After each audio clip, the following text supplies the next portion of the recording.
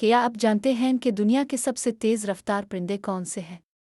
आज हम आपको बताएंगे दुनिया के टॉप 5 सबसे तेज़ रफ्तार परिंदों के बारे में जो अपनी तेज़ी से आपको हैरान कर देंगे।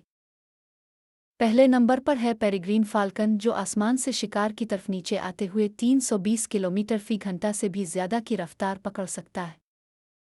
ये वाकई एक हैरत अंगेज़ परिंदा है। दूसरे नंबर पर है गोल्डन ईगल। ये शानदार शिकारी परिंदा 320 किलोमीटर फी घंटा की रफ्तार से गौता लगा सकता है, जो इसे सबसे तेज़ परिंदों में से एक बनाता है। तीसरे नंबर पर है वाइट थर्विटेड नीडल टेल सुफुट। ये परिंदा उफ़ुकी परवाज़ में तकरीबन 170 किलोमीटर फी घंटा की रफ्तार से उड़ सकता है, जो हैरानकुन है। चौथे नंबर पर जैड फाल्कन है, जो ठंडे इलाकों में पाया जाता है। ये तकरीबन 210 किलोमीटर फी घंटा की रफ्तार से परवाज़ कर सकता है।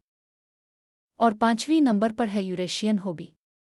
ये छोटा मगर चुस्त परिंदा 160 किलोमीटर फी घंटा की रफ्तार से अपने शिकार का पीछा करता है। क्या ये परिंदे आपको हैरान नहीं करते? फितरत में ऐसी बहुत सी दिलचस्प बातें छपी हैं।